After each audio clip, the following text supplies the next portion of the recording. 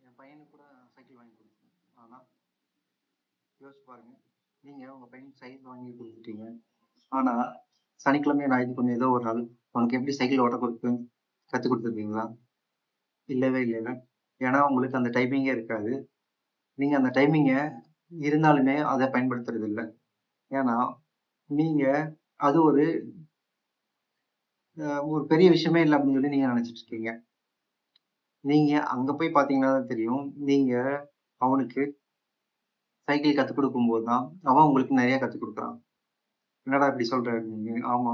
அவன் கீழ ஒவ்வொரு வாட்டியும் விழுகும்போது, அவன் எந்த ஒரு விடாமுயற்சியும் இல்லாம மறுபடியும் எந்திரிச்சு மறுபடியும் அந்த சைக்கிள ஓட்ட தயாராவான். நீங்க 2 வாட்டி, 3 வாட்டி விழுந்தா பரவால்ல விடு. வேணாம், வேணாம் நம்ம போலாம் அப்படின்னு சொல்லி சொன்னீங்கனாலும், ஆனா அவன் வந்து போறேன்னு சொல்லுவான்.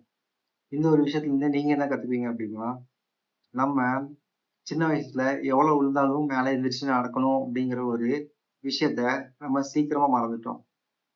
அது போக இவங்க கூட இருக்கிறனால உங்களோட மனதைரியமும் ஜாஸ்தியாகுது. பாத்தீங்களா? குழந்தைங்க உங்களுக்கு வந்து பாத்தீங்கன்னா, எவ்வளவுக்கு எவ்வளோ பெரிய பெரிய இம்பாக்ட்லாம் குடுக்குறாங்கன்னு பாருங்க. இதெல்லாம் தெரிஞ்சுக்காம நம்ம என்ன பண்றோம் அப்படின்னா, அவங்களுக்கு கேட்டத மட்டும் வாங்கி குடுத்துர்றோம். அவங்க கூட உட்கார்ந்து டைம் ஸ்பெண்ட் பண்றது இல்ல, அவங்க கூட உட்கார்ந்து கொஞ்ச நேரம் கூட விளையாடுறதுக்கு உங்களுக்கு நேரம் இல்ல.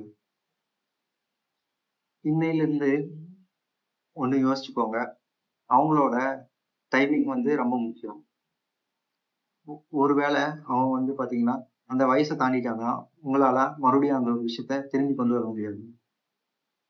இந்த ஒரு விஷயத்த கண்டிப்பா எல்லாத்துக்கும் ஷேர் பண்ணுங்க. நீங்க எ என்ன தப்பு இதுவரைக்கும் பண்ணிட்டு இருக்கீங்க அப்படின்னு சொல்லிட்டு கமெண்ட்ல போடுங்க. Thank you.